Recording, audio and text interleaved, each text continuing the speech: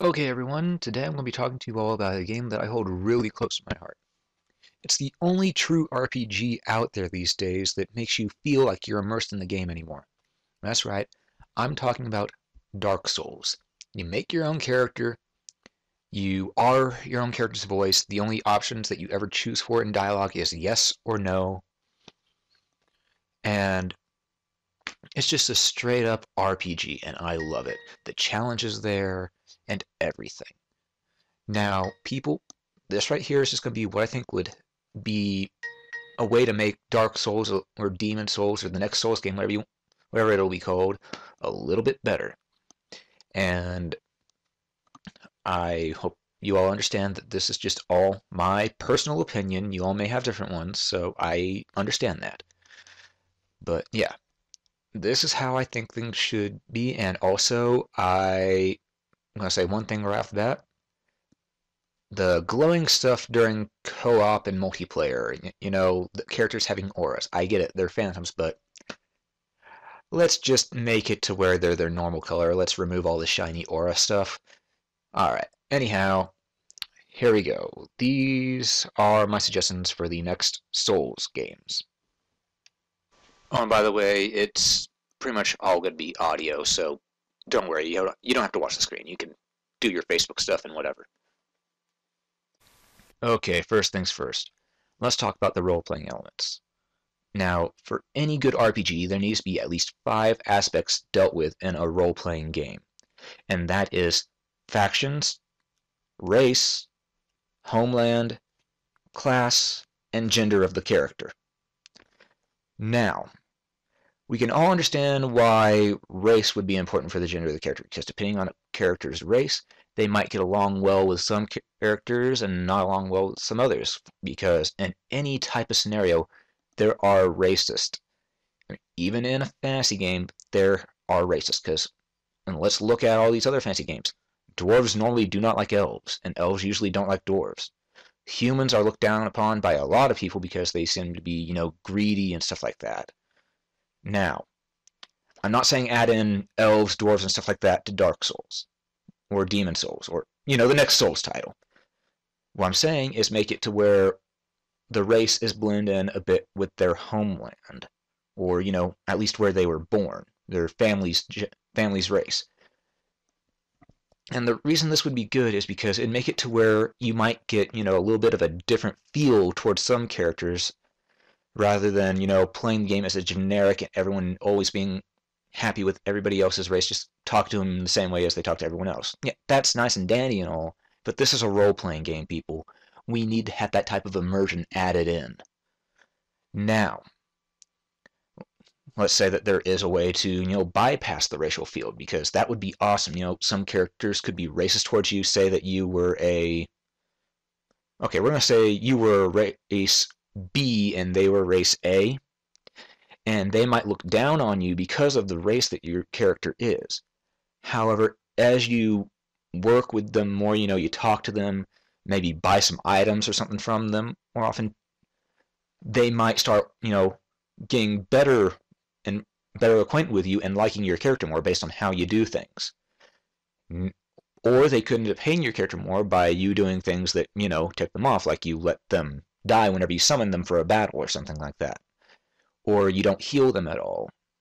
Things like happen whenever you're doing regular multiplayer. If you don't heal your allies, they're not very happy with you. Whereas if you heal your allies, they're thinking, sweet, this guy's nice to us. Let's team up with him some more. Anyhow, I digress. Now I need to get on to the next section, because following race comes homelands. Alright, in Dark Souls, it talked about how there were many different homelands based off of the different races. There was Astora, there were people of the Great Swamp, stuff like that. Now, that was great. It gave us a little bit more depth into the story itself. And it also gave us an understanding as to, why people were good at certain things that they did in comparison. Now, okay, we all love the Nexus in Demon Souls. And a lot of us also like Firelink Shrine in Dark Souls, because, well, it's a nice, calm place to be. However, I think one thing that would be nice to have happen is give us a little bit of a homeland that we can start out in. Sort of like I know, sort of like how the Undead Asylum was. Make it to where the Undead Asylum of the next game, the tutorial stage, is the person's main homeland. Make the world a little bit bigger. Make it to where we could actually see all the different homelands, because we've already gotten to see, the Undead Burg. We've gotten to see Anorlanda. We've gotten to see Ulasil, or however you pronounce it, Ulasil. You get what I'm saying. Anyhow, we've seen many different areas. However, with the fact that the world is so big and lush as it is, and we didn't even get to see a tenth of it, that is something that needs to be fixed. They need to make it to where we can actually see the homelands of people. Now, the homelands don't have to be huge. I understand the game, it can only stand being so large. We're not playing something like Skyrim or something like that, where the world is massive and you have to use quick travel to get from point A to point B real quick.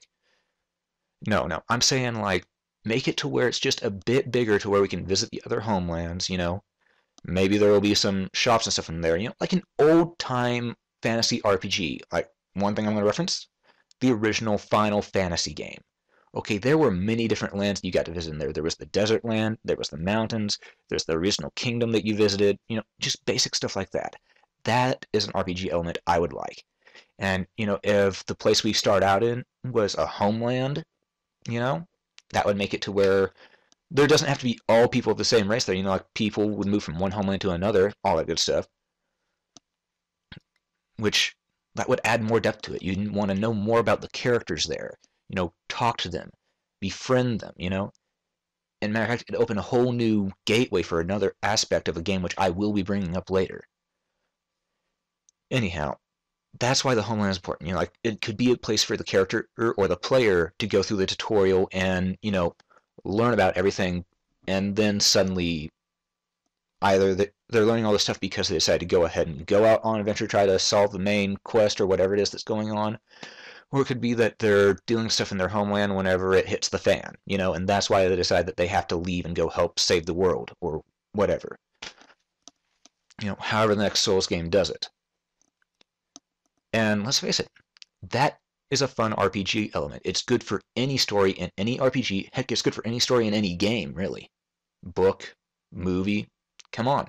It's just a key aspect. Now that the homeland has been covered as to why I think it might be important, because homeland, you could learn to be a knight or whatever it is you choose to be. This brings me to class. Okay, the classing system. I like how Dark and Demon Souls make it to where you start out as a class which gives you certain stats in certain areas. However, you can change your gameplay style as you go through. You still remain that class, but you can change to being, like, say you were a mage. Your class would always be mage, but you could change how you worked in the game to where you were more of a knight or a fighter. Yet you'd still have all those aspects from the mage too, because you'll have learned magic. Okay, the class system gives you a bit of in-depth for your character. Gives you a bit of in-depth. Makes it to where it's a little more in-depth with your character. There we go. And it also makes it to where you feel like you've seen your character's growth.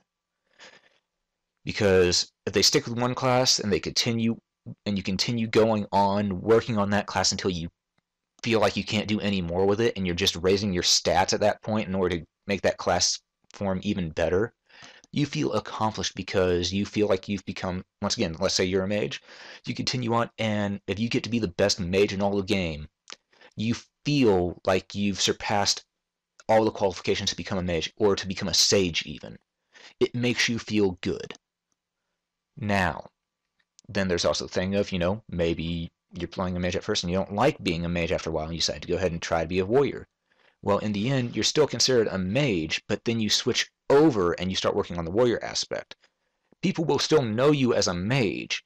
However, the fact that you've been training the warrior aspect shows that you have left your past as a mage behind and been training in new ways to try to better yourself.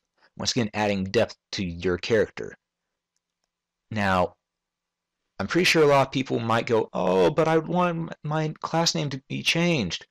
Well, you know what? Maybe add in a way to do that. And if you go ahead and change your class name, it gets rid of your magic or whatever if you were a mage changing to something else. Like maybe you don't use the magic and you say, and, and, and it's like you're saying, I forego magic, I will never use it again, you know, and you just change your name saying, like, you're a warrior now, you're a pure warrior, you're not going to use any magic. You know, that I could see working in there. Yeah, it'd take a lot of variables and a lot of coding, but once again, the Souls games, they take a long time before they come out. FromSoft knows what they're doing. They take a while before they release the next game, allowing them to add in the variables that are needed. So, let's say this to FromSoft. Thank you for all your hard work. Anyhow, back to what I have to say about the role-playing elements. Now that we've covered class, homeland, race, sex is the next thing on there. You know, gender. Okay, we all know that in medieval, or actually even today, there are times when men look down on women or women look down on men.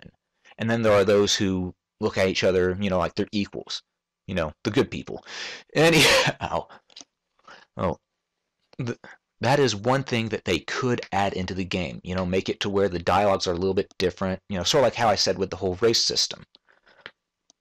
Making it to where the people can either earn more trust with someone or they lose more trust with someone based on their own actions.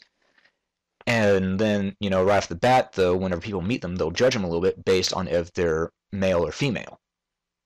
Or they might treat them as an equal, as I said earlier. So that would add a little bit more depth to it. You know, it's not too big of a thing, but it is a nice little small point to add in. Now, the biggest thing about role-playing elements, factions. My God, in Dark Souls, there were 9 factions if I remember correctly. All of them having some sort of aspect to them.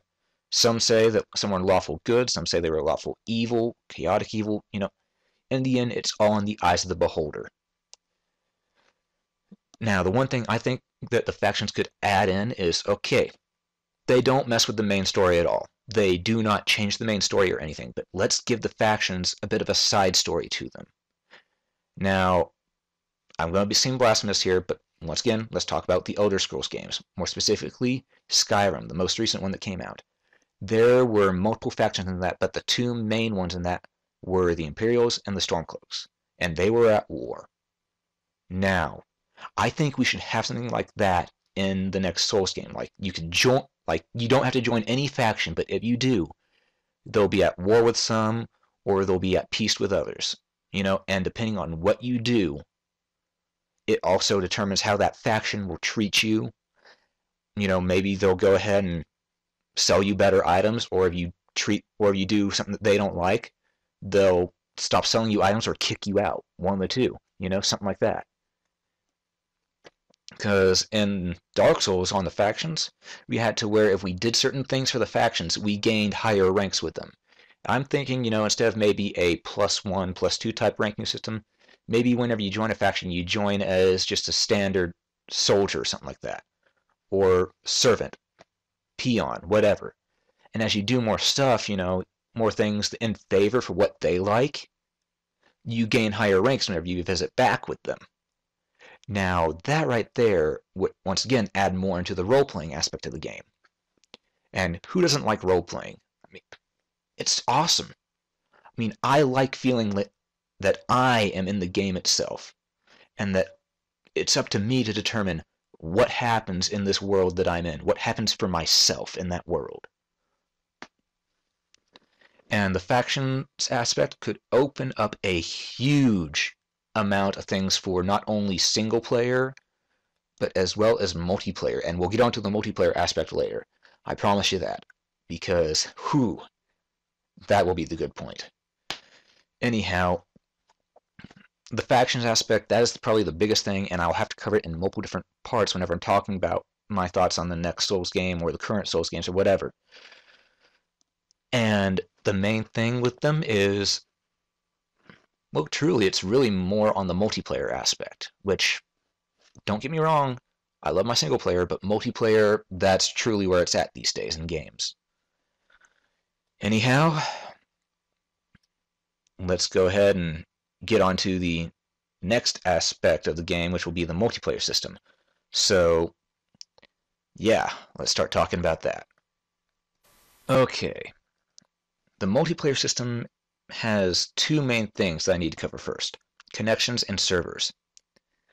Alright, as we all know, in the Souls games so far, connections have been, for lack of a better word, glitchy.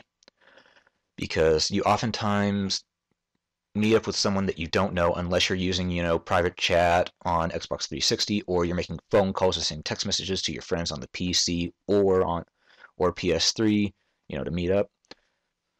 But yeah, usually you're playing with someone you don't know, and because they're peer-to-peer connections, it can get really laggy, not only in co-op, but in PvP as well.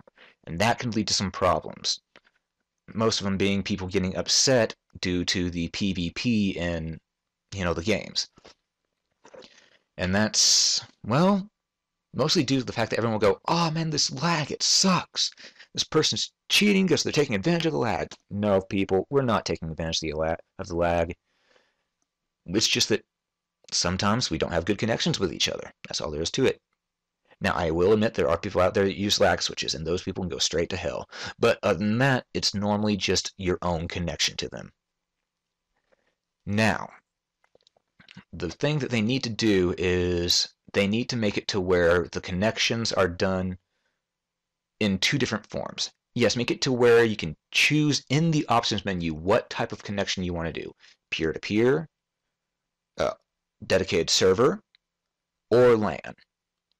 Now, this would cost them a bit of money. Yes, because they'd have to go ahead and buy some servers for the dedicated servers.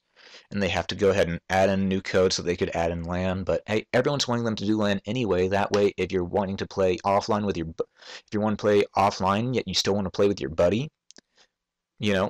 that's an easy way to have fun playing the story. You both use your LAN systems or your LAN networked system, and you just go around attacking the story and all that stuff. That's some fun stuff to do. Or you could meet up in an area and kick each other's butts. Now, official dedicated. Normally that could cause a little bit harder of a connection for people, but at the same time, it could also make things better. And the way I think the official dedicated servers should and could work is in the following fashion. Okay. We need to make it to where the official dedicated servers are like those of an MMO. Now, I know that may sound weird coming from a console gamer, but let's face it, MMOs, their servers are a good idea. Like a couple servers for Japan, a couple servers for North America, some for South America, England, Africa, all of Asia, really. Let's face it, it's a good idea to have dedicated servers for different areas of the world. And now, I'm not saying they should make it to where consoles in one part of the world can only meet up with gamers in that same area of the world. No, no, no. I'm saying that if you're going to do the official dedicated, make it to where, you click on official dedicated server in the options menu, and then it gives you a list of servers, that you can go through. Like Japanese servers, or since I live in America, I'm going to say American servers. Okay. Let's say I wanted to play with, people that I'd have a really good connection to. I'd click on the American service ones because, let's face it, I'm going to have better connection with people here in America than I will overseas. But let's say one of my friends is overseas in Japan or Australia. All right.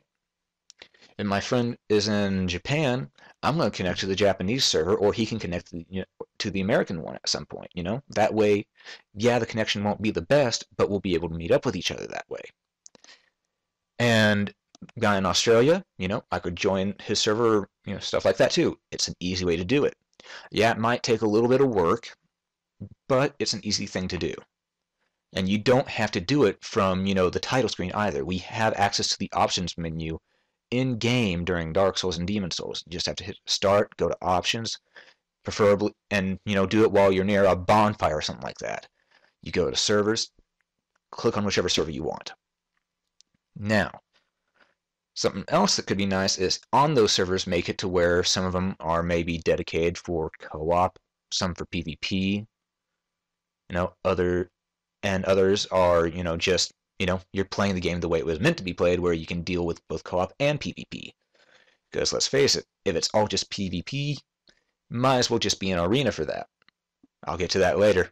Yeah, a little foreshadowing, I know.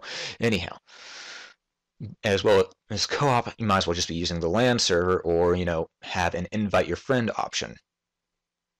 Oh, what's this? Invite your friend option. Yes, something that we have all wanted for a while in the Souls games. Okay, I understand meeting up with random people. Like you might meet up with some random warrior that you've been wanted that could help you in this fight that you've been having so much trouble with because you're a mage. Sorry, I know I keep on going with mage and warrior, but let's face it, archers are sort of considered in the warrior category. They just have a little bit less defense. Or they could have more defense depending on the armor they're wearing. Whatever floats your boat.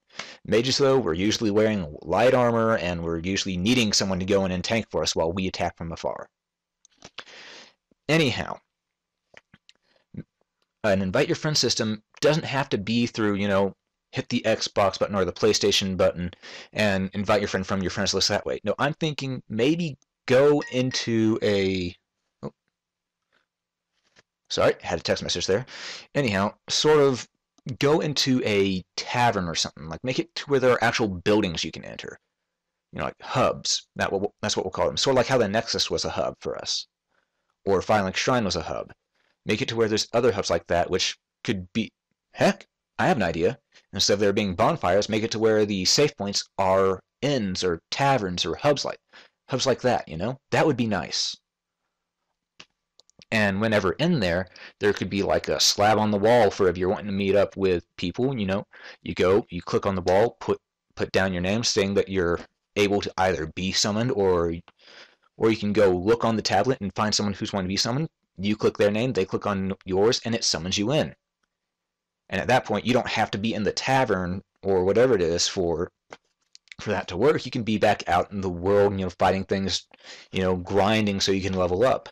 But your signal is still there in that tavern or that section of the world, saying that you're wanting to go online and work with some people. And if it's like that, you put it down in one tavern and erases it from another one. That way, people know where you're at.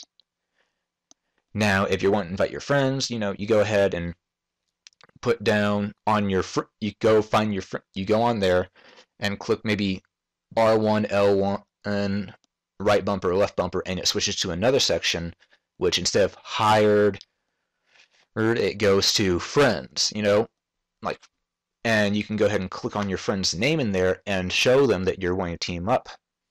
Just something simple like that. Now, after a teaming up connection like that, after teaming up, that would make it to where you could go out, have fun, all that good stuff, the usual. But at the same time, let's say you don't want to go all the way into town, into a tavern or something to, get a teammate or anything like that. You want your teammate to be there for you right at the boss. That way they don't have a chance of getting killed along the way. Well, honestly, I think that sort of takes the fun out of it, but at the same time, you never know who's... at the same time, in Dark and Demon Souls, you never know what type of person is waiting for you there at the boss. What type of person will help you. I mean, my favorite person I ran up against, well, not against, but I ran up to, his summon sign was down. I was getting ready to fight Artorias in the Artorias of the Abyss DLC. I was pumped. It was New Game Plus. I knew Artorias was going to be a heck of a lot stronger than me because I was only maybe level 100 something. I've been putting most of my stats into endurance so I could carry a better weight load. Yeah, not the best idea, but hey, who cares? I play it my way, you play it yours. Anyhow, I went up to the summon sign, and right underneath the guy's gamertag, Mega Man X. Mega Man X92, but that's beside the point. Dude, that made me happy. He was wearing Artorias armor, so he had the blue going on, and then he had and I believe he had Iron Tarkus's helm. I mean, it was medieval Mega Man. Come on, I love that. I summoned that guy right away. Now, that type of aspect should still be in. Leave the soapstones and summon signs in. That is good. But at the same time, we should also have the ability, like I said, we should also have the ability to summon someone at our home bases. And the way that we want would be, just sign up and just wait for someone to summon you, or or you look through the summoning list and find a guy that you want to team up with, or a girl. Now, now that that covers the connection servers, I guess it's time for me to get up to the other aspects of the multiplayer system. So yeah, here we go. All right, I guess the first thing about the actual multiplayer aspects to talk about that are not system-based is the co-op, because who doesn't love co-op in these days? Now, once again, we know that co-op is used oftentimes against bosses, as well as, sometimes for grinding or item hunting, Maybe you're a rare hunter like Mireille Dot Hack. Oh, yes, that's right, I went there. All of you who like Dot Hack, you're my buddies now. Hope to meet you online. Anyhow, bosses and stuff like that, those are fun for the co-op bits. And honestly, they were a little too easy to beat whenever you're doing co-op online, though, in the last couple Souls games. So let's talk about some aspects that can make it to where the bosses are a little more fun. Alright, now, normally whenever you fight a boss, it's one-on-one, or sometimes one-on-two, or one-on-four. Screw you, Four Kings, I hate you, I hate you, I hate you. Anyhow, in areas like that, the bosses always have the same moveset no matter what. And that makes me pretty depressed, actually. One thing I think needs to be done is that if there's co-op, the bosses need to have a few moves added to their repertoire. Like maybe instead of doing a direct downward or diagonal strike, they'll do a horizontal sweeping attack that'll go 360 degrees, sort of like Sif's, spin attack. Same goes for Artorias. Hey. Anyhow, the sweep attack like that would be nice. And, for the magic-using enemies that don't have sweep attacks with weapons, let's give them a move that's sort of like Wrath of God or something like that. I mean, it'd be fair, right? Making it to where it's still a challenge to beat the boss, because the boss is always going to try to cover their tracks by adding in more attacks in to defend from multiple opponents. Now, another thing that the bosses would need added to them is maybe a little bit of a faster reaction time, because that way it'll imitate another player. Because in the game, whenever a player is connected to, another player in PvP, and then another invader comes in at the exact same time, when you have two invaders after you, you are paying attention to both of them at the same time, and your reactions are a little bit more on edge. So you're a little bit faster about everything. That is something the bosses need to have added to them. That way, if the bosses are outnumbered, let's say it's a 2-to-1 thing, for some reason you have to have a boss for the Taurus Demon. Looking at you, Schmike. Let's just say that the boss is now going to react a little bit faster than usual, because they don't want to get killed. Nothing wants to get killed, let's face it. And I don't think it should be any different for the bosses. I mean, yes, I get it. Sometimes a boss Actually, let's make it this way. Alright, say some bosses, so they're huge, you summon in one other teammate, their reaction time doesn't really speed up that much, because they're still thinking, yeah, I'm big, I'm bad, I got this. There's nothing you can do about it.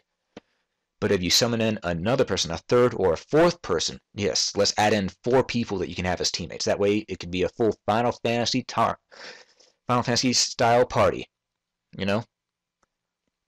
That would be awesome. Anyhow, I digress. Let's say that you have 3 or 4 people against them, and it's only one boss. Let's make it to where they use the sweeping attacks that can hit all around them a little more often. They're not just search for the guy who attacked me last, or search for the person who's closest, Make it to where it's like another person who's paying attention to all things around them at the same time, and they judge what is the bigger threat. Make it to where they can tell the character levels, and that they know that the character level with the highest level is the true threat to them. Like, let's say, Nito. You go against him and, Paladin. Let's say if for some reason we were able to have Paladin Leroy in there with us, which would have been awesome. I tried though, but I can't ever seem to find a way to get him to work with me. I'm hoping that there is a way, even though we do sort of kill him. Anyhow, that's aside the point. Let's say we had like let's say we had a Paladin like cleric go in the battle with us. Okay. if that person was higher level than you, they'd see him as the bigger threat, and they'd always be focusing a little bit more on that person. Or if you were the higher level, they'd be focusing a little bit more on you. And if you're the exact same levels or really close to it, it won't really matter. They'll be focused on you both the same amount. But I don't think it should be heavily focused one way or another. It should all be based off of, an actual thinking AI. Sort of like a vagrant AI, if you will. One that will observe all the different variables and determine what's the best course of action. Because I think bosses should feel like other players that you're fighting against. That way it, again, immerses you more into the game and gives more of a higher role-playing feel to it.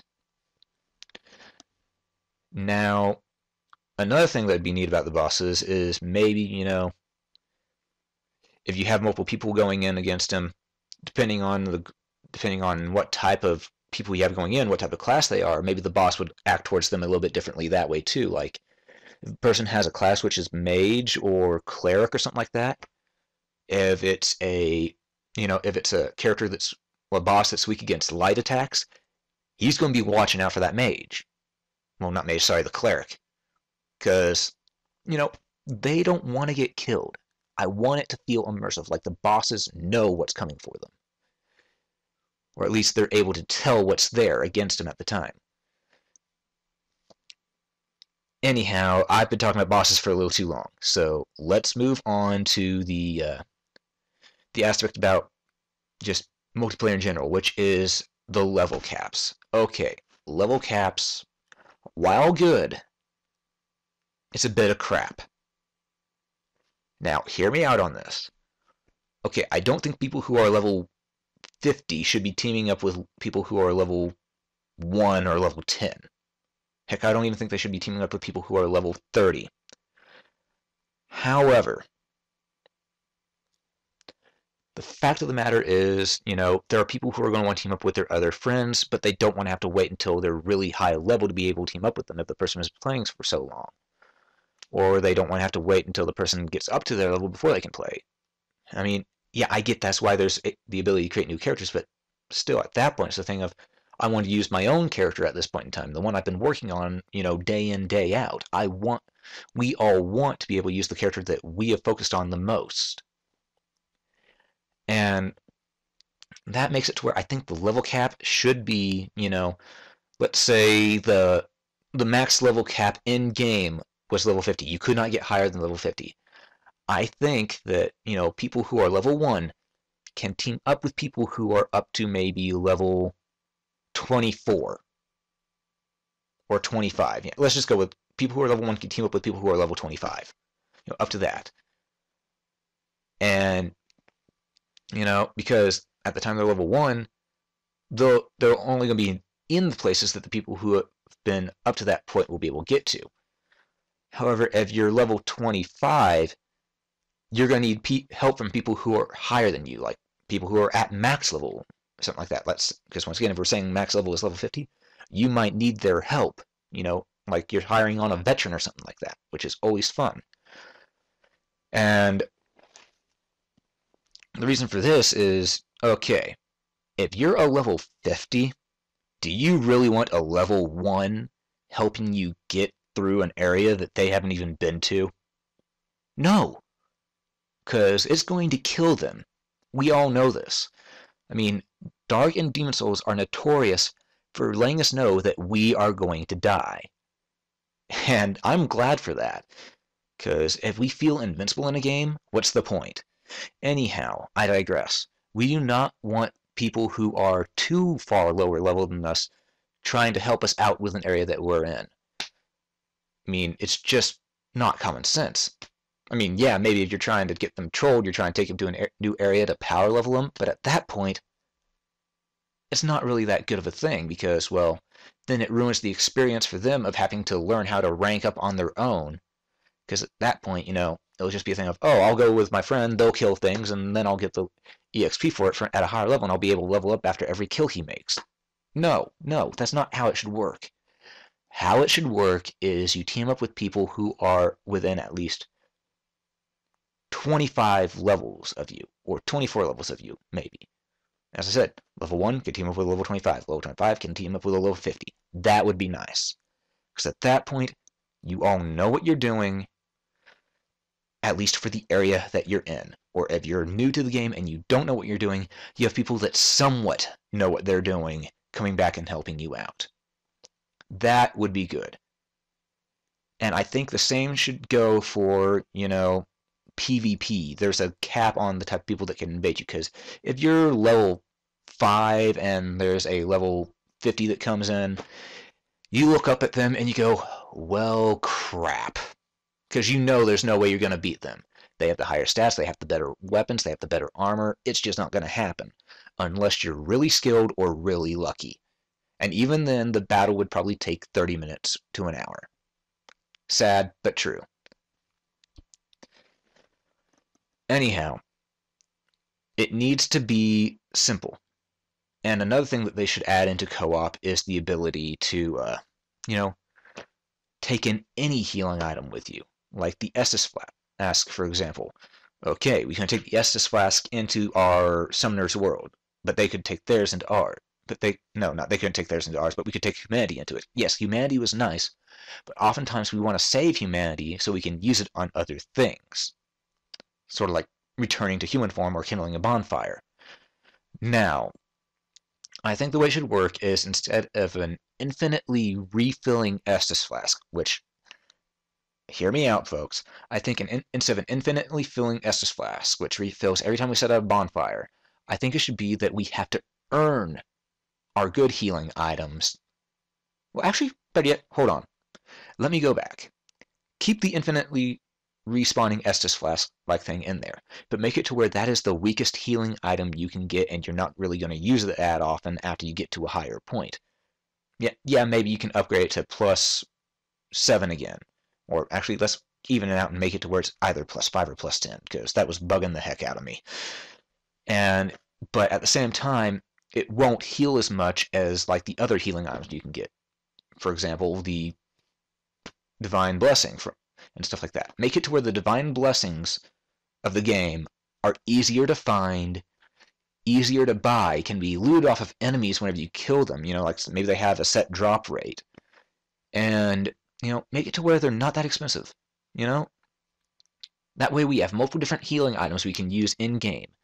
Because humanity and Divine Blessing, we hardly ever find those in the game of, Dark Souls. Demon Souls had the better idea. They had it to where there's multiple different healing items you could get off the enemies. I love that idea. Let's bring that back, but let's also keep the Estus Flask idea to where that way in story mode, if you're playing offline, and you're not planning on playing. Okay, now that the tape's rewound, if you're playing offline and not planning on playing with other people, try saying planning on playing with other people 10 times fast. Anyhow, if you're not planning on it, you can go ahead and have that, but it won't be your strongest healing item. It'll heal you a good amount based on how much vitality you have, but it won't be your best. Your best will always be one of the other ones, one of the perishable items that you can get, or consumable, whichever you prefer to call them. At that point, it makes it to where whenever you're in multiplayer, unlike in Dark Souls, where you either had to rely on your teammate to heal you with his Estus Flask, or you had to use Humanity or Divine Blessing, you have these items which can be fairly common and bought at taverns or something like that, at different stores. You can get them easily, and you can also heal up that way. That way it's not all on your summoner. Or, who knows, maybe we can make it employer for the next one. That way it feels like, whenever you go in, instead of getting paid in EXP points, maybe add in a little bit of a currency system. Now, hold on.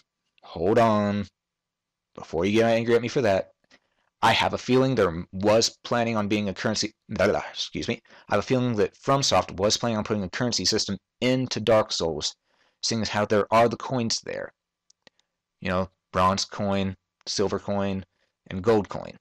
However, I think they dropped that at the last second because they were trying to figure out how to get it to work, and they couldn't do it in the time limit that they had put for themselves to get the game out there. That's why they went ahead and made it to where, you could feed them to Frampt for a set amount of souls. I love the fact of, your EXP points and your and your currency are the same thing. However, I think that there needs to be a little bit of a difference. I think that the way it goes for buying consumable items should be that, you have to pay some money for it, because you're not always going to have EXP points. Okay? So once again, Dark Souls and Demon Souls has taught us anything, it's the fact that we're going to die and we're going to lose our stuff quite a bit. Now, I also think that the money, that should be something to where whenever you die, you lose half of it. And, you get that half back whenever you visit your bloodstain or maybe your corpse this time. I don't know. And, you know, that way it feels balanced, but at the same time, you don't have to worry about. Hold on, let me rephrase how I'm saying this. That way, whenever you die, you don't have to worry about losing everything. You can still go ahead and buy a healing item or two to help keep yourself alive while you go and try to get back to your bloodstain. And I know that something like that was tried by consumable souls and stuff like that, and that's smart. That is very smart. But I think it'd be a lot easier just to make it to where there was a coin pouch or something on your character. Now, I'm not saying coin pouches should be used to make it to where people can, level up and stuff like that. That's just stupid. But I do think the EXP point system was good for, the leveling up, and the fact that I personally like the idea of souls or EXP points, whatever you want to call them, have to be used to rank up your weapons too. That was great. Because, let's face it, the man makes the weapon, not the weapon makes the man. Same goes for the armor.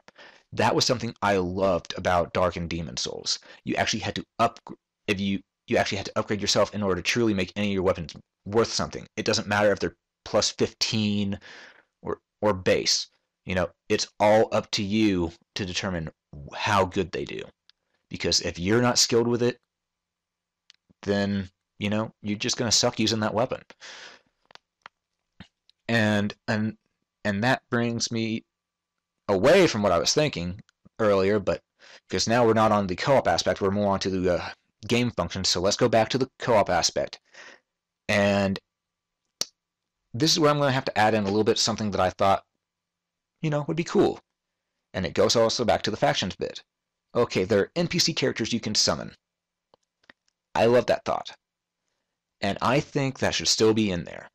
But I think the way it should work is based off of a friendship meter or a loyalty meter.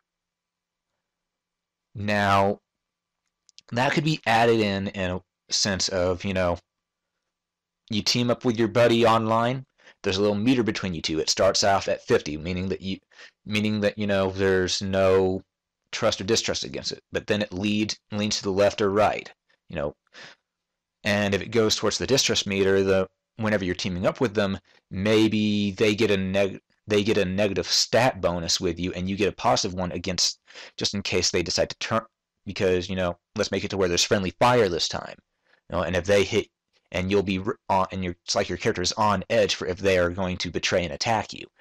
That would be nice. Yet if you trust them, you both get stat bonuses because you're both working together for a common goal. And if you're neutral with each other, no stat bonuses whatsoever, But I'm not saying giant stat bonuses. I'm talking about little ones. Like if someone's at max distrust meter with you, or sorry, you're at max distrust meter with them, like you don't trust them at all. No, stop. It makes it to where you have to go ahead and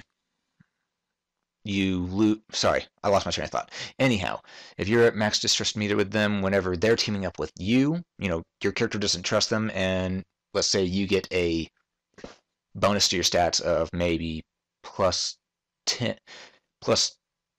strength. Okay, I know that's usually a lot, but this is just 10 points of attack. There we go. 10 points of attack, 10 points of defense. There we go. Not 10 strength, but 10 points of attack and defense. To all your stats right there on the defense and attack. That would be a good thing. Like you're on edge. You think they might betray you, so you're ready to attack. You're ready to defend yourself if they do. Just stuff like that, small stuff. And if you're good, and if you've been trusting with each other and you team and you work well together, maybe you get up to a plus 10 on your stats for both of you, whenever you're working together against the enemy. That would be that'd be nice, something simple yet elegant. And the friendship meter could also be used for the NPCs a bit too, to where you'll get the bonuses and stuff with them whenever you summon them, but at the same time, if you had a max distrust level with one of the NPCs, like, you attack them, eventually they won't let you summon them anymore. Yeah, think about that. If they don't like you, they won't help you. Gives you a little bit more of an incentive to, try to be on everyone's good side if you're thinking, oh, I'm going to go fight this thing. I need this guy to help me out. That right there could also involve the factions. Like if your faction is at war with another faction and you're trying to team up with a character from that faction or a player who's in that faction, the distrust meter will be filled halfway on that character or player. However, you can still work with them, but if you go ahead and you fought against them, you have attacked them and all that stuff, they're not going to work with you anymore. They're thinking, this guy's on the opposite side. He's attacked me. He's tried to kill me. I am not helping him out. That would be nice.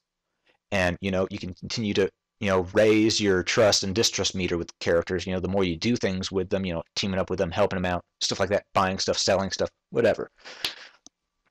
Like, let's say you go ahead and trade an item with a player that you summoned and they're on a different faction that, is distrusting of you. This could also be where the coin system comes in. Like, let's say you end up paying them a set of money while you're there. You trade them money. That'd make it to where they're trusting of you a bit more because you're actually willing to pay them. Their character's more trusting of you. And, make it to where it's, simple stuff like that. And it saves the trust and loyalty meter onto, whenever it comes to other players, it saves it on your online profile under your gamer tag, your player profile, your Steam account, whatever. And, that would be a nice thing to have in there. It's just another role-playing aspect, really. Anyhow, I guess you all get what I'm meaning about the friendship meter or loyalty meter, whatever you want to call it. And something else that would also be nice to it is like maybe if you get your loyalty meter all the way up with someone, they'll give you some rare items or something like that, some special items that only they can give you from your faction, Think about that. It gives you more incentive to replay the game on New Game Plus and stuff like that and try to get these special items from people by being really loyal to them. Yeah, let's make it to where you can normally get all their armor and their weapons just by killing them. They drop them after they die. It makes sense. But make it to where sometimes that's the better thing to do to get the better item, or maybe befriend them, be real kind to them, help them out whenever they need it, and they'll eventually give you a good weapon or some good armor. Or heck, maybe they'll even give you a copy of their own that has a few little, perks to it that they've added to it. Like maybe instead of it being base, it'll be +1 or something like that. That would be some good stuff to add in. Anyhow, now I guess it's time for me to get on to the other part about multiplayer, and that is player versus player. Okay, something that we all know about, something that it's sort of a love-hate relationship. We love it whenever it works for us, we hate it when it doesn't. Now, I think the invasion and stuff, that should all be focused on the caps. We talked about that and everything.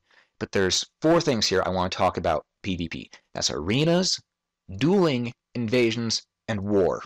Yes, you heard me. War. Now, I'll get to the most interesting part, the war part, later.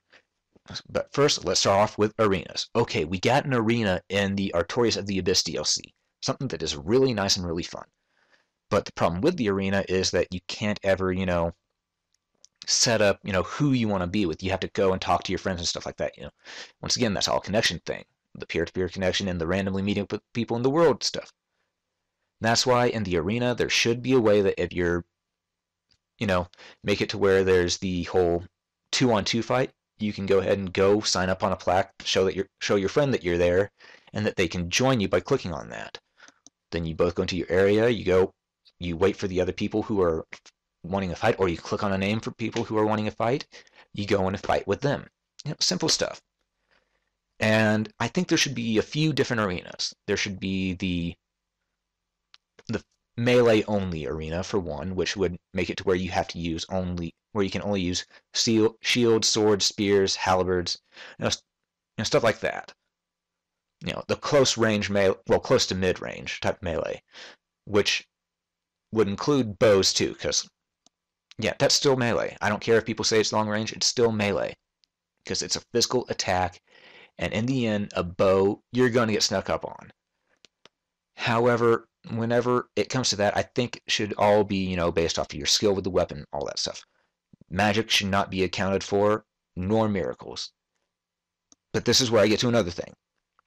And I think there should be the magic arena where people use magic only against each other, and maybe an infinite casting of some magics while they're, like some basic magics that you have an infinite casting of, like let's say Soul Arrow had infinite castings, because it's a common thing, or basic Fireball for the pyromancers, stuff simple like that. Give it to where that has infinite castings. But the higher stuff, there's a set cap on them, like Soul Spear. Let's face it, that needs a cap on how many times it can be cast. Chaos Fireball, give it to where that can be cast maybe 2, 3 times, 2, 3, 4 times. Stuff like that. That way you all have a set amount of magic that you can cast infinitely, but at the same time there's those that you just use a set amount of times and then they're gone. But then there should also be a third portion of the arena, which is an anything goes, melee or magic. That right there would be really nice because, we'd have the 3 different factions of arena. Well, I guess not 3 arena factions, more like 3 areas of arena, each with their own set of rules.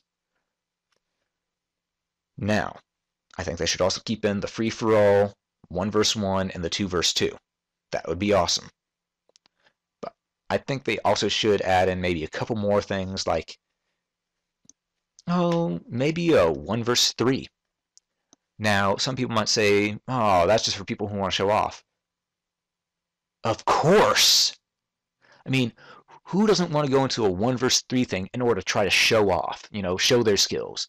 And if you could win a 1 versus 3 fight in an arena, that would show that you know what you're doing and people would want to work with you left and right. It could be a way to show people that you're a good Souls player and get your name out there in the community on the Souls, 1 versus 3 leaderboards or something like that, to where, or maybe make it to where people can watch you in the arena, like spectators. And, and make it to where people go, I want that person on my team. I want them to help. That would be nice. And then also in the arenas, make it to where, if you win a set amount of streaks, instead of just getting your name on the leaderboard or something like that, make it to where there are some items you can obtain by doing well in the arena. Like, let's say you're in the magic arena, you get special spells or special castings that you can use against people at that point because they're going, you're a good mage, let me help you out, or let me show you my appreciation. Or if you're a person doing the melee only, it's sort of like, you're a good warrior, here, you've done so well, here's a special weapon for you, or a special set of armor. Come on, it's simple enough. And then for the anything goes arena, it's just a thing of, wow, you're good, here, have this, and it could be either current, have this to use as you want, and that could be either currency or some extra souls to help you level up, because at that point, it's really more of a thing. Actually, better yet, make it to where whenever you do the anything goes, you get to choose whether or not you want weapon, armor, or magic. Simple, right? Anyhow, now I'm going to go on to the next part of PvP, and that is dueling. We don't get that many straight up duels in Souls games. Whenever we do, it's normally by invasion, sadly. Yeah, they add the one-on-one duel in the arena. However, there are some times where you don't want to have to be in an arena to duel somebody. Like you want to use the red soapstone to get someone for a duel. Problem is, whenever you use the red soapstone, a lot of times people will go ahead and stand right at the back of where you're summoning in and just backstab you right away, sometimes insta-killing you. And that's not any fun. I mean, you're doing the honorable thing by putting down a sign that they can summon you in and fight you with, okay? At that point, it is a duel. That's why we need a dueling mode in there, like the red soapstone. Keep that in. Keep the red soapstone in. Call it the dueler's mark or something like that. And whenever you use that, it activates dueling mode, to where whenever someone summons you in, it pretty much sets a little fence around your characters, like a picket fence or something like that. These metal pikes just pop out of the ground in a circle around the area in a certain diameter. Yeah, make it to where sometimes it won't be sort of a fair. It might not be a fair field all the time because it might be a straightaway to a very small path, or there might be cliffs and stuff like that. However, it'd make it to the gate would make it to where other people could. Well, the picket fence like thing, the barrier would make it to where people who try to invade you, they could watch, but they also might not. But they also won't be getting in because it would keep the other enemies out. It's just you and the other person. Now, I know some people might think, oh, but what if they're playing co-op with someone? What if they have that person standing right next to them? Okay, I see the point, but I'm thinking that, in a duel, it should make it to where, if there's going to be a duel activated, the person who's working co-op with somebody, the person who initiated the duel is separated from them for a moment, and the person who's initiated the duel is out there ready to fight, and the other person who's just teamed up with them goes back and sits down, watches the fight. Now, I'm not saying the person shouldn't be able to get involved. Like, if they want to break the duel and change it to a straight-up invasion, that person gets up and they go and attack, the other person who initiated the duel. Who set out the invitation for a duel. And it's at that point that if the person does that, their friend who summoned the person in, who wanted the duel with them, will not get any. Pretty much, they won't get any points at all for the duel anymore, and it becomes a standard invasion. Like the person, if they were to win the duel, they'd get maybe an extra amount of EXP points or some extra money. But it gets changed to a standard invasion. EXP points are the way it would have been just for a normal invasion, and the money they don't get. So that would make it to where if you summon for someone for an invasion and you look down at your buddy, you say, "Don't do a thing." Just makes it to where it's more of a personal experience. Now, another thing could be, maybe you want to summon 2 people for a duel. Okay, at that point, you're out in the field, because let's face it, duels, we don't always want it to be in an arena. We want it to be outside in the different lands. You're like, all right, I'll meet up with you and I'll duel with you out in this area over here, out in the field. Just stuff like that. Once again, back to the RP aspects. Anyhow, you're going ahead and you're playing. The guy summons someone to be in co-op with him, and he sets down a summon sign. Or he sets he sets down a summon sign, or sets himself up to be allowed to be dueled outside in the tavern. Sets down a summon sign, and it'll say on it that 2 people will be summoned to duel. However, the person who's summoning them to duel can then choose 1-on-1, 2-on-1, or 2-on-2. Depending on how it goes. That would work, right? It's not too hard. Yeah, it might take a bit of coding, but the options, I think it'd be worth it. Anyhow, dueling, I think, should net you just a bit of extra cash if you win, or maybe a bit of honor points, with your, like dueling can win you honor points with your faction or something like that. That would be nice. And then it could be shown on the faction leaderboard saying, hey, this guy has done so much for us in duels, he's gained this much honor. Now, the thing that you were all probably wondering about most whenever I said it, wars. I'm thinking there should be full-fledged faction-on-faction wars. Because, well, there's already sort of a war between all the factions anyway in Dark Souls. However, it's not really done the way that it could be done. Now, the way I see it being done is you go inside your faction and you click on a board that says, okay, that says battles. There we go, battlefields. That would be nice. You click on it and you can get summoned into a battlefield with maybe, let's see, maybe an 16-on-16 person battlefield war. Like you see, like maybe the background, it shows a set set scene of AI fighting each other, like sort of a cinematic looking thing. They can't really be accessed, but it looks like they're there.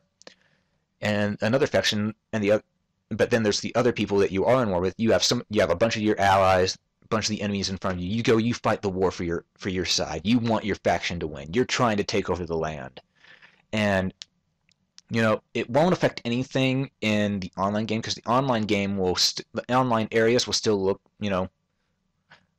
like everyone's still at war. But I'm thinking the way it could work is whenever you win a battle of the war, it takes you back into, your game, your console, and it saves that onto your save data.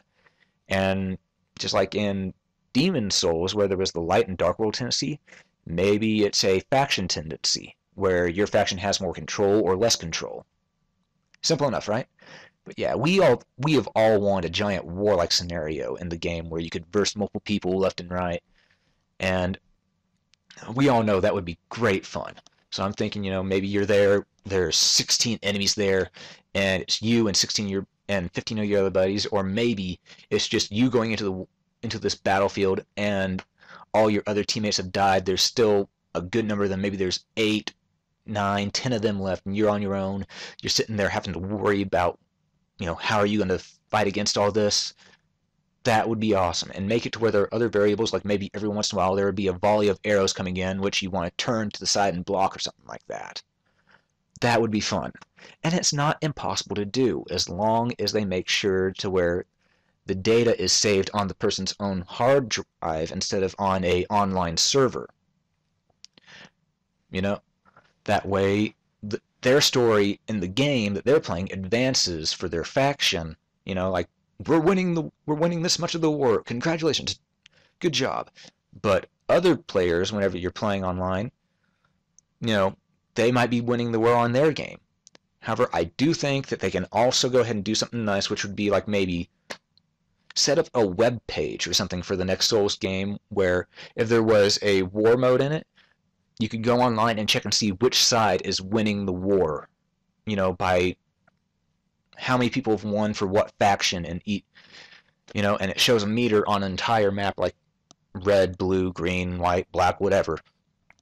And yeah, that'd be awesome. Make it to see where you can tell who's winning what, and if your faction is winning more online, you have bragging rights on there, and you could type into a message board, with all your teammates or your faction members, or you can go to another faction's group and say, ha ha ha, look at this, we're winning, trolling them and stuff like that, which will make it to where they'll put even more effort into it whenever they come to fight you. Get them a little more riled up to where they're ready to fight back even more. That would be awesome. And maybe make it to where it syncs up online too with the factions. That way, if your faction, let's say there's seasons, sort of like how Hybrid does it, there's seasons. Whenever the war is over, it restarts. And whoever won the war gets a special bonus. Okay, let's say if your faction wins the full online war, FromSoft, they go ahead and make it to where the group that won, they all get either a special weapon or a special piece of armor, or a special armor set, like you have won, congratulations. Or heck, they can make it to where you get a good amount of money or something based on what rank you are. Like if you're, let's say the ranks are peon, warrior, and knight, something simple like that, or peon, warrior, knight, general. There we go. If you're peon, you don't get that much coin. Your warrior, you get a little bit better. Knight, a little bit better. You get the second highest amount of coin from it. And general, oh yeah. Anyhow, it could be something simple like that, and that could also be how you get different pieces of armor. Like the general and knight will get a full armor set, and no, the knight would get a full armor set, or maybe partial armor set and weapon. The general would get full armor set and weapon. Then the warrior would get, just the full arm, would get the chest piece and the weapon, and the peon would get just the weapon. Like, hey, here you go. It's sort of like the way that old-fashioned medieval type kingdom would work on the whole they reward the people who are working for them, you know? That that would be fun. And I honestly think that they can do it. Yeah, it would take a lot of work and make it to where they'd have to where FromSoft would have to wait a good while before they release the next Souls game. But we waited a good while for Dark Souls to come out, after the release of Demon Souls. So I wouldn't really be complaining because it wouldn't be that much more of a wait. I mean, we're used to a long wait anyhow whenever it comes to these games. So yeah, that's my thoughts on the PvP and co-op and multiplayer, stuff like that. So I guess now the next thing to get to is the dreaded DLC. Alright, we all hate whenever they make us pay for it separately. We all hate whenever it's already on the disc. But DLC is going to exist no matter what. And main thing about DLC with me is, how it works and the prices. Now, DLC, if it's already on the disc, there's only one way I can excuse it. And that is if it was for a pre-order bonus. Because hear me out, folks. Alright, pre-order bonus. It's a lot easier to have that on the disc than have to install something onto your hard drive from someone else's servers. Plus, it also saves us hard drive space. So yeah, I'd rather it be that you just have to enter a passcode in the game, which will save a little portion of data onto your save game memory, which in turn will make it to where you can access a certain thing that people won't be able to access for a while. Pre-order bonus. Get you ahead in the game a little bit. Now, another thing about pre-order bonuses is that I think that after about maybe 4, 5, maybe 6 months, other people should be able to access that stuff. And to access it, yes, I think it should be downloadable content. Now, the reason I say that is, it was free for the people who pre-ordered because, they went ahead and went out of their way to pre-order it, show their dedication towards the company who made the DLC, and, they deserve a little bit of props for that. Now, the people who wait and just say, okay, I'll get it whenever it comes out later, or I don't really need it, and then later on they decide they like it and they go ahead and want to buy it, they don't have any right to complain. They decide to wait. They waited for the DLC to come out. They did not pre-order or anything. They just bought the game because the game is all they wanted at that point in time.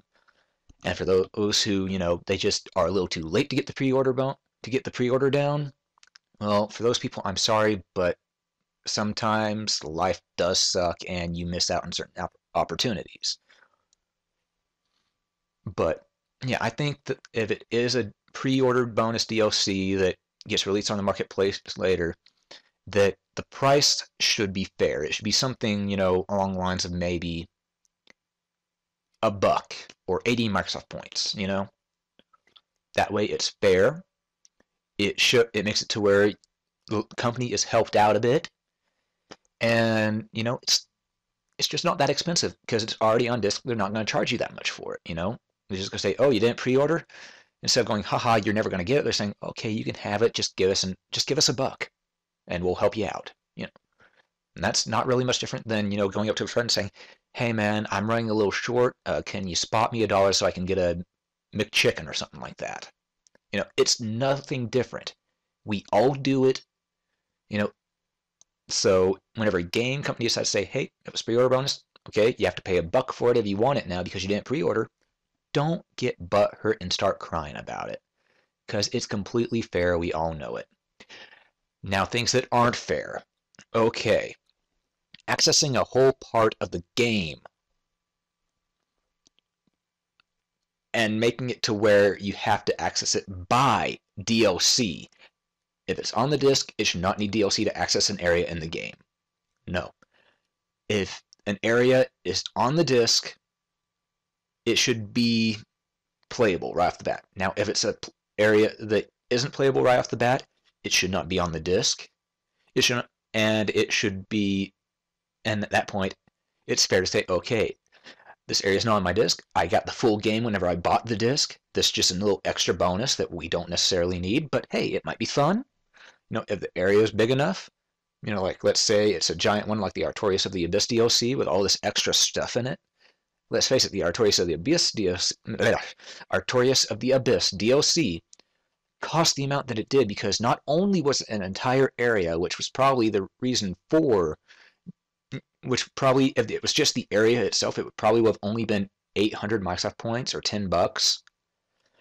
However, it also gave us the Duelist Arena, a bunch of brand new items, as well as a few magic spells that we could not get before. Now, we all know that the Duelist Arena is probably what we were paying the extra 400 Microsoft points or $5 to get. Because a Duelist Arena, if you're going to buy it, it's not, let's face it, if the Duelist Arena wasn't in the game at first, you probably would have paid $5 happily just to get the Duelist Arena, you know? The items? Okay. Yeah, the items themselves, I would have paid $1 to be able to get the items and spells. Because it's small, simple, and, well, not necessary, but it'd be fun to have. So yeah, $1 for the items and magic. However, they went and gave us just the arena and the whole Artorias of the Abyss DLC. I mean, not Artorias of the Abyss DLC, but Artorias of the Abyss campaign for a grand total of $15, 1,200 Microsoft points. And that is fair because you're paying for the areas and the boss fight and the boss experience as well as the story. The items they toss, like Artorias' gear, the black magic, the silver pendant, and the very special bonus of, here's a spoiler for all you haven't found out, the bonus that you can actually get Sif the Great Wolf to work with you against Malnus and get a special cutscene in the game if you save Sif before you go and kill him off in the normal story. Sorry about the spoiler, folks, but the game's been out for over a year now. You should know by now. You get a special cutscene for that too. That right there is worth just all those things together, worth another $4 to $5 on their own. But they tossed that in for free, so I love the way they did the Artorias of the Abyss DLC. That was good on their part. And the fact of the matter is, they wanted to put that into the game beforehand. They just didn't have time. So they actually so let's face it, they probably took the time to add in some extra things for us on there to make it up to us. That is showing loyalty to the fans and to the customers. Thus, I believe we should show loyalty to FromSoft for the work they did. But yeah, anyhow, I need to digress. DLC comes down to two things, prices and items. And prices, they always need to be fair. Unlike another company which charges 1,200 Microsoft points, $15 for every single map pack or weapon pack. Anyhow, yeah. Some companies just charge too much for too little. And I'm going to admit there is a game that's very guilty of this. Skyrim was very guilty of charging a little too much for the Hearthfire DLC.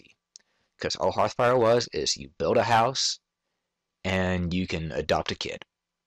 Okay. The price that they charge for that, it was close to reasonable, but still just a bit too much. I think it should have been down to maybe $4 or $3.50 since it wasn't that much stuff added in. Prices need to be fair. I get that people want rounded numbers on prices, but in the end, if you want to go ahead and charge a round number on something, make sure the content that you're getting is worth that round number. And that's the only thing I'm going to have to say to FromSoft, though I know that FromSoft has already shown that they know what they're doing when it comes to being fair with their DLC. Now, I hope we don't ever get another DLC like the Artorias of the Abyss content again. Not because it was bad. I mean, I loved it. It was a great piece of content. I think something like that, if they wanted it to be on the disc already, I think they should go ahead and just delay the game's release so they can get it onto the disc. Because that way, they can feel satisfied in having gotten what they wanted out there. Now, I think the DLC part, the little idea that I've had has been made pretty clear. Now, the things I'd like to see as DLC for the next Souls game, or heck, even for Dark Souls and Demon Souls, I'd like to see a little bit of this type of DLC. Maybe some texture packs or something like that. Nothing expensive, like maybe again a buck, 80 Microsoft points, and maybe make it to where you can start out with, a new texture pack or pretty much, or maybe even a weapon pack where you can start out with an entire Baldur set, a buck, so you can start out with Baldur gear and a Baldur side sword, Baldur swag sword, whatever you want to call it, all at base stats, of course. And then maybe, the Elite Knight set could be a DLC that you could get for 80 Microsoft points as well, or once again $1. And yes, I have done my math. I know 80 Microsoft points is exactly $1 in human cash.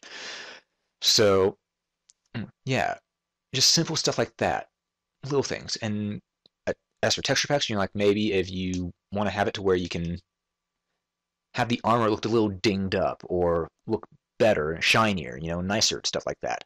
Like those type of texture packs, stuff that's just aesthetics, something that's not necessary, but we still like it either way. That would be nice. Now, I'm not saying make it to where we can't get these items in game normally. I'm just saying like make it to where these things can be obtained normally in game, but you have to work for them that way. But this way, you can just get them right off the bat. They're not God mod or anything like that because they're all base stats. Like the boss weapons and boss armors, those need to be something you earn, you can't buy. But the other things that are just basic stuff, yeah, make it to where we can go ahead and buy a set from, the different lands, like the Katarina set, because who doesn't want to play an Onion Bro right off the bat? I mean, come on. Onion helmet, Onion suit, Onion shield spike, Zweihander Claymore. Come on. So I think it's probably stick with the Claymore first. That way people aren't God mod right off the bat. But I digress. It's just simple stuff like that I should be DLC. Now I'm going to get into the next part that I'm going to talk about, and the last part I'm going to talk about whenever it comes to a Souls game. Something I think that we all agree on is there's game options that need to be messed with. Okay. I'm going to say this now. I hate this idea right here. I hope it doesn't come true. But difficulty selection. The Souls games don't need difficulty selection. They really don't, because it's already easy as it is if you know what you're doing or if you summon a teammate. However, I know it can be hard or very challenging for people who don't know what they're doing or don't have, or, they aren't summoning a teammate. It can be a real challenge for them. That's why I think that one thing they could do for difficulty-wise is make it to where you're always in human form, and if you die, yeah, you may get some sort of negative bonus, like your souls and stuff are gone, and you have to reclaim it. Your health is lowered or something like that. Just simple things, but make it to where the players can always, I repeat, always summon someone if they need to. Because, yeah, I get that was a bit of a bonus. You can actually get people to help you out if you're doing good. But here's the thing. If you're doing good, you don't need people to help you out. It's the people who aren't doing good that do need that. That's something that they need to change up a tiny little bit. Well, maybe make it to where if you're doing good, the people that you can summon are different characters who are really good, or characters that are really bad and you just feel like you're there to help protect them or something like that. Give you a little bit of an extra challenge in the stage against the boss. Just something simple. Make it to where either player set is happy. The beginners or the inexperienced or the casual gamers, they're happy because they get someone that helps them and does a really good job of it. People who are experienced gamers, those who like challenges, like me, my friend Schmike, and let's all face it, we all know him, we all love him, Epic Name Bro. We like challenges, so we'd want a summon that, maybe make it to where whenever you're in human form, or not human form, but if you're doing good, there's two summon signs there. There's one which is the challenge sign, which is an AI teammate who is weaker and maybe makes it to where you can't use your healing items or something like that, or your stats are a little bit lowered, or if they die, you fail the boss fight and you have to start from the beginning. Actually, no, that's a bad idea. Just make it to where if they die, you don't get a bonus. Stuff. Leave that type of stuff in there, and make it to where you can choose which one you want to do. And maybe make it to where each stage, if there's a weaker person that you can summon and you're trying to keep alive, that also adds a bit of the role-playing experience into where it's sort of like you're there to help someone escape, or you're there to keep somebody alive. Like you're their bodyguard or something like that. that would be a fun experience to have in there, because then it feels like you're, like you're giving more to the characters in game. Like you're helping them, like you're actually providing for them, providing a service. And once again, I'm a major role player, so I love that idea. But yeah, the difficulty, there's already a difficulty option in there built into Dark Souls, Demon Souls, based around the, summoning system. But I will admit there are some people who would like to have an easy difficulty. I hate that idea myself, but I agree that, I guess there could be a difficulty selection in there. Now, hear me out. Whenever you make a difficulty selection, all right, it, let's make it to where it only affects the bosses. Okay, like it lowers their stats a tiny bit. Not too much, because then, it'd be something that it won't even be a tiny bit of a challenge for the casual gamer on easy, because casual gamers, they still like we all still like a challenge too, because I know I'm a casual gamer at times, but most of the time I'm a hardcore. But even casual gamers love a challenge, so make it to where it'll lower the boss stats a tiny bit, but not too much. Like maybe it lowers their attack strength, but keeps their defense and health up there, That way you can go ahead and pop a healing item instead of being one-shot right off the bat. But I think another thing it should do is that if you choose easy difficulty in a Souls game, you can only get to a set point, and then if you want to continue, it says from this point on, the game will be on normal. Make it to where whenever you get to a point, the game changes back to normal. Yeah, it'll make it to where at that point you're going to go, oh man, this is too hard if you haven't been, doing what you need to, leveling up and stuff like that, which if it's on easy, you should be used to it by the time it gets to this point, because at that point you'll probably be halfway through the game, you should know how it works, you should be used to controls, should be used to how it plays, and, normal will not be a problem for you anymore. But but if it is, at that point, I'm sorry, but you just suck. Uh, or you need to try again and actually pay attention to what you're doing. But yeah, I just think maybe make it to where they have to switch it to normal, or actually, yeah, switch it to where they have to switch it to normal to continue on with the story. Like there is a fog barrier which says only those who are true warriors can get past, or or true warriors within their heart who can get past this gate. Making it to where once you switch to normal, you see the gate disappear or something like that. Or if you're already on normal, the gate, yeah, let's make it to where the gate was there, but then it just, crumbles before you, something like that. That'd be awesome. Add a little bit of a cinematic experience to it.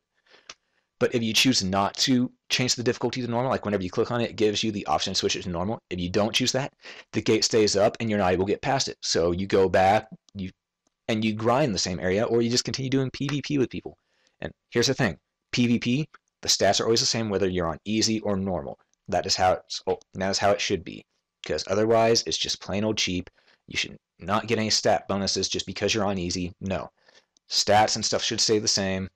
Just bosses need to be weakened down a little bit for those who choose easy mode, and easy mode should only be allowed to go to a set point in the game. Only so far with the story. And maybe for some unknown reason, maybe make it to where if you're on normal and you get there, it'll give you an option that says, hey, is the game too easy for you on normal? Would you like to upgrade the difficulty of the enemies to New Game Plus or something like that? Like, hey, I want a better challenge. Let's go ahead and up the enemy spike. Not up the difficulty spike, something like that. Which, honestly, I don't think that last part needs to be in there, but, make it to where the people who play on easy can't get the full story unless they switch it to normal at that halfway point. That way everyone is happy. The people on easy have a casual game experience. They can say, okay, I made it to this point, I beat the game. On easy, Because that, like, maybe make it to where it's a cinematic before you get to that gate, and it's you beating some main character, or something like that, and then you have Billy, you get to this gate, and it says this gate is only openable to those who have a true warrior's heart, or have the courage to fight on against the demons, or something like that. And pretty much if you choose no, guess what? You beat it on easy. That's the entire easy story mode. But if you decide to continue on, you're on normal, baby. And you're making your way through to to find the true ending. You know, it's sort of like the multiple ending idea in games where, let's say you do things a certain way, you get a certain ending. You do things another way, you get a different ending. That's what this would be like, you know, like that, and I think that's fair to people, you know, because people who play the games normally, they want to feel like they're not being cheated by people being able to play easy and get all the same stuff they do. Yeah. So yeah, make it to where people on easy only get to a set point, and you know, once there, if they don't change to normal, that's their easy difficulty victory. Game over. You know, no new game plus. It's just you continue on with that character. The end. And those who are on normal, they get to continue on past that gate and see the true ending, or the quote unquote normal ending, so to speak. And honestly, let's just go ahead and announce it here. There should be no third difficulty. There should be no hard or new game plus ending. Okay, because normal, that's the way the game was meant to be played. You know, if you get all the way to the end of that point, you have seen the true ending, you're happy, you fulfilled your role-playing experience. Ooh, that also reminds me. There should be a choice to enter New Game Plus or not. That way, if you're at a certain area with your character, you beat the game, but you don't want to go in New Game Plus yet because you don't want to have to unlock all the areas again so that you can go back and hang out with your buddies in different areas. Make it to where we can choose to go ahead and activate New Game Plus. And once we do, yeah, we start at the beginning, we have all our stuff, but we have to access the areas again. If not, if we don't choose to activate it, we can just back to the tavern or something like that. Meet up with our friends, have fun, you know? Because at that point, there's still as I said, if there's a faction thing in there, like a faction side story, you're fighting the war. You gotta finish the war with all your buddies. You know? And honestly, I think that would solve a lot of problems that people have with the game. That way, casual players, they can go ahead and have their fun playing just the game straight through, easily, like well, like any other action game, like as much as I hate this game, like God of War, let's face it, that game on normal is way too easy. And I'm sorry, people, I do hate the God of War series, not because the game's easy, but because the character has no character development. He remains the same through the entire game series, you know? And his idea of, and anyone who says, no, he's got character growth, he ends up being more powerful. Getting more powerful isn't always necessary character growth. Character growth to me is, well, does something, he learns from it, and he tries to better himself because of it. Like, you know, say at the beginning, okay, yeah, he ended up finding out that he ended up killing off his whole clan, his whole, you know, his family and stuff like that. But his solution to that is that he's just going to kill everything else, and he doesn't care. And at that point, his personality for the entire rest of the series is, I will atone for this by killing everything else. And it never changes. That's not character growth. That's just a character with a vendetta who never learns. I'm sorry. Anyhow, I digress. That's the stuff that I think needs to be changed about the difficulty and stuff on Souls. You know, make it to where casual gamers can go ahead and have fun, but the hardcore gamers such as myself, or the solid or the legendary gamers who, let's face it, they're in a league of their own. They can play 24/7 without eating a meal. Uh, we all get that challenge that we want and that sense of accomplishment.